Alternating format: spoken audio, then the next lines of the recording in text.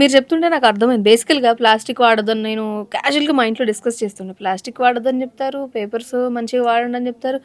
అసలు ఆ ప్లాస్టిక్ వాడే వాళ్ళందరి దగ్గర నుంచి ప్లాస్టిక్ రా మెటీరియల్ తీసేసుకొని ఇది వాడండి అని ఎందుకు ఇవ్వరు? నాకు అప్పుడు డౌట్ వచ్చిందనమాట క్యాజువల్‌గా. అంటే ఇట్స్ ఎ కామన్ డౌట్ కదండీ! అవునవును. నిజంగా గవర్నమెంటే బ్యాన్ చేయాలనుకుంటే ఏం చేస్తది? ఎవడైతే ప్లాస్టిక్ వాడుతున్నాడో తీసేస్తే సరిపోతది. నువ్వు ఎక్కడ కొంటున్నావో అక్కడ కొనేవాళ్ళని తీసేస్తే ఎక్కడైతే మనకి దొరుకుతుందో ఆ మెటీరియల్ లేకుండా సేమ్ వాళ్ళకి బిజినెస్ పోకుండా గవర్నమెంట్ ఒక్కసారి యాక్షన్ తీసుకుంటే అయిపోయేది కదా. నాకు జనరల్ ఒక థాట్ వచ్చిందనమాట. తీసుకోదు సీరియస్లీ. ఎందుకు తీసుకోరు? గవర్నమెంట్ దానిపైన ఇప్పుడు ఏమంటారు తెలుసా? Government first of all government ఉద్యోగాలు ఇవ్వట్లేదు, హ్మ్. లేవు, ఇవ్వరు. ప్లస్ ఇప్పుడు ఎగ్జిస్టింగ్ ఉన్న ఫ్యాక్టరీస్ ప్లాస్టిక్ ఏవైతే తయారు చేసిన కంపెనీస్ ఉన్నాయి వాటిని బంద్ చేశాను అనుకోండి, దాంట్లో ఉన్న ఎంప్లాయ్మెంట్ కూడా పోతుంది. ప్లస్ ఆ కంపెనీస్ నుంచి వచ్చే జిఎస్టీ పోతుంది. ఇవన్నీ లాస్ కదా. సో ఇప్పుడు దానికోసం కష్టపడి ఎలక్షన్స్ వచ్చినప్పుడు అయిపోయినప్పుడు ఒక వారం 10 రోజులు హడావుడి చేయడం అంతే. అంతే షో. అది అలవాటైపోయింది. ఈ 15 years నుంచి మీ డేట్స్తో ప్రకారం నేను చూపిస్తాను. ఎప్పుడెప్పుడు ఎన్ని నెలలు బంద్ చేస్తారు, మళ్ళీ ఎన్ని వదిలేస్తారని. ఎందుకంటే మేమే పోయి ఆ కంపెనీస్ నుంచి లెటర్స్ తీసుకొచ్చుకొని మేము మా దగ్గర జిందల్ పాలిస్టర్ ఉందండి, ఇప్పుడు చెప్తాను పాలిస్టర్ కంపెనీ. వాడు లెటర్ ఇస్తే అన్ని కలెక్టర్ ఆఫీస్కి సబ్మిట్ చేస్తే మళ్ళీ ఒక 1 month తర్వాత 2 months తర్వాత రిలీజ్ చేస్తారు. పెద్ద దీంట్లో ఏం లేదండి. స్ట్రగుల్స్ ఉన్నాయి. But at the same time పట్టించుకుంటానం కూడా ఆ రేంజ్లో. గవర్నమెంట్ ఎందుకు పట్టించుకుంటున్నాను? పట్టించుకోదండి. చెప్పడం వరకు ఏదైనా సరే. సిగరెట్ గుట్కా ఎట్లా నడుస్తుందో, ఎట్లయితే దాని పేరు ఉంటుందో దీని మీద రాయలేం కదా, ఇది అట్లా నడుస్తుంది. అది అంతే నడుస్తుంది, ఇది నడుస్తుంది. ఎనీథింగ్ ఏదైనా చేయాలనుకుంటే గవర్నమెంట్సే చెయ్యాలి, గవర్నమెంట్స్ చెయ్యవు.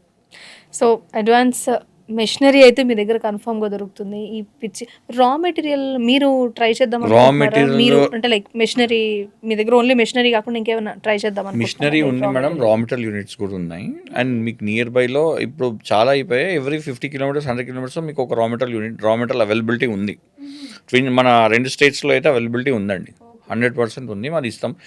Main what we're trying is that ఏంటంటే మేము ఈకో ఫ్రెండ్లీ, మేమే సప్లై. అంటే అందరికీ ఏమనుకుంటున్నారంటే ప్రొక్యూర్మెంట్ ప్రాబ్లం అవుతుంది కదా, సో మేమే అక్కడికి వెళ్ళి ఎట్లయినా గవర్నమెంట్ పని చేయదు కదా, సో చెయ్యరు. కాబట్టి మేమేమనుకుంటున్నామంటే అక్కడికి వెళ్ళి మేమే మా ఆఫీసెస్ పెట్టి అక్కడ ట్రైబల్స్ దగ్గర ట్రైబల్స్కి ప్రాబ్లం ఏంటంటే మేడం, పాపం డిమాండ్ ఉన్నప్పుడు వాళ్ళకి రేట్ వస్తుంది, డిమాండ్ లేని రోజు మాత్రము అది మళ్ళీ వాళ్ళు పాపం ఆ గుట్టలపై నుంచి కొండలపై నుంచి నడుచుకుంటూ మోసుకుంటూ వస్తారు. వాడు మళ్ళీ రిటర్న్ తీసుకెళ్ళాడు. ఒకరోజు డిమాండ్ ఉన్న రోజు బండిల్ ఇంత ఉంటుంది మేడం, బండి 6 feet to 7 feet బండిల్ ఉంటుంది, 1000 rupees వస్తాయి. వాడు రోజంతా కష్టపడతాయి. ఒకరోజు డిమాండ్ లేని 300-200 అమ్మేసిపోతారు.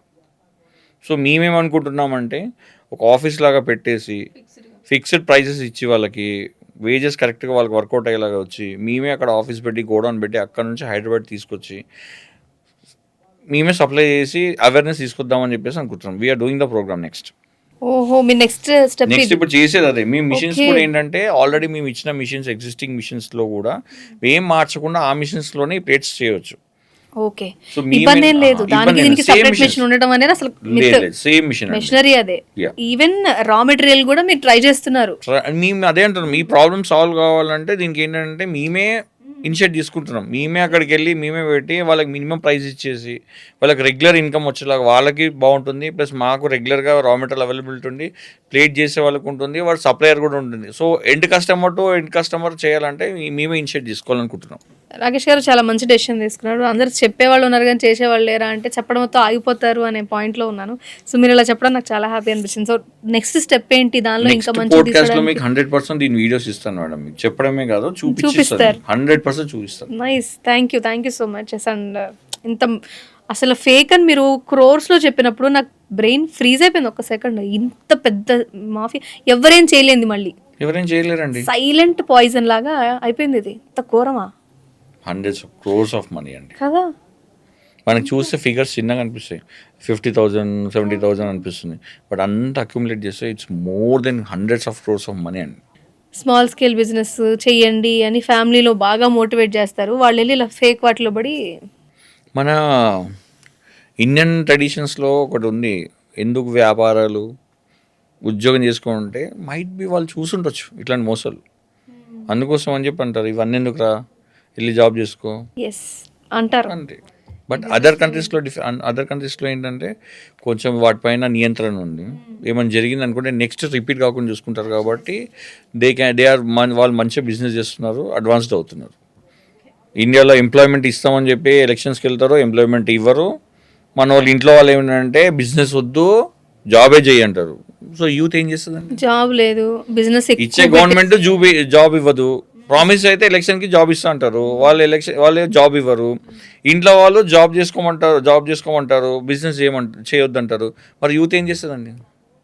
షార్ట్ కట్సే కదా, ఇట్లాంటి వాటిలో ఇరుకుతారు. సో ఒక పక్క బెట్టింగ్ కానీ ఇలా పాపం జెన్యున్గా బిజినెస్ చేద్దామని ఇక్కడ ఫేకే, పాపం ఒరిజినల్గా దొరకడం చాలా కష్టం. కానీ రీసెర్చ్ చేసుకోవాలి, 4-5 చోట్ల తిరగాలి, అన్ని చూసుకుంటే పేరెంట్స్ ఎంకరేజ్మెంట్ ఉండదు కదండి. పాపం దట్స్ ట్రూ. పేరెంట్స్ ఎంకరేజ్మెంట్ ఉండదు, వాళ్ళు కూడా కష్టపడి సంపాదించి ఇక్కడ ₹1 చూసుకుంటారు. వాడు జాబ్ చేసుకుంటే బాగున్నా, వాళ్ళు అప్పటికే రూపాయి పెట్టి చదివిస్తారు. మళ్ళీ బిజినెస్లు అంటే ఇవ్వలేరు. ఇట్లాంటి స్కామ్స్ వచ్చి ఏం చేస్తారు, కన్విన్స్ చేస్తారు పేరెంట్స్ని. చూడు వాళ్ళే ఇస్తారంట, వాళ్ళే తీసుకుంటారంట, ఢిల్లీ కంపెనీస్ అంట, పెద్ద కంపెనీలు అంట, అక్కడ బాగుండొచ్చేమో, వాళ్ళు ఏమైనా ఎక్స్పోర్ట్ చేస్తారేమో, అది చేస్తారేమో అని చెప్పి పాపం ఇంట్లో వాళ్ళని కన్విన్స్ చేస్తారు. హౌస్ హోల్డ్స్ అయినా పిల్లలైనా ఇట్లే కన్విన్స్ చేస్తారు, డబ్బులు పెడతారు, మోసపోతారు. సో ఈ బైబ్యాక్ అనే పెద్ద భూతంలోంచి బయటపడి నిజంగా బిజినెస్ చేయాలి అనుకుంటే ఒక మంచి మిషనరీ అయితే మీ దగ్గర నుంచి ఖచ్చితంగా మిషనరీ ఉంటుంది మేడం, అవైలబుల్ ఉంటుంది. బిజినెస్ ఎలా చేసుకోవాలో ప్రొక్యూర్మెంట్, మాడ్యూల్ అన్నీ చెప్తాము. థింగ్ ఏంటంటే ఒకటి అండర్లైన్, కష్టపడాలి. కష్టపడితేనే ఎవరికైనా డబ్బు వస్తుంది, కష్టపడడానికి రెడీగా ఉండాలి. Business is all about hard work. చెయ్యండి, ఈజీ థింగ్ బిజినెస్ కాదండి. నన్ను తీసుకెళ్ళి ముఖేష్ అంబానీ కంపెనీలో కూర్చోబెట్టినా నేను నడపలేను. నన్ను తీసుకెళ్ళి రిలయన్స్కి చైర్మన్ చేసినా నడవదు, ఎందుకంటే అది ముఖేష్ అంబానీ నడపగలుగుతాడు. అది well set company, structured company, ఎవడు కూర్చొని నడుస్తుంది అనేది భ్రమ. That's a clear fact. Correct. అది నడపాలి. అది ముఖేష్ అంబానీ ఎంత కష్టపడతాడో ముఖేష్ అంబానీకి తెలుసు. మా ఇంటి ముందు కూరగాయలు బండి పైన అమ్మేవాడు ఎంత కష్టపడతాడో వాడికి తెలుసు. So business is all about hard work. ఇది ప్రిపేర్ అవ్వాలి. షార్ట్ కట్స్ ఉండవండి బిజినెస్లో. ఎవడో ఇస్తాడో మనం సంపాదించుకోవడం అనేది జరగదు. ఓకే, ఇది క్లియర్ అండి. బిజినెస్ చేయాలనుకుంటే హార్డ్ వర్క్, జెన్యూనిటీ ఉండాలి, కష్టపడితే డబ్బులు వస్తాయండి. ఫ్రీ ఆశపడ్డామంటే అది కాదు, ఏ రోజుకైనా మోసపోతారు.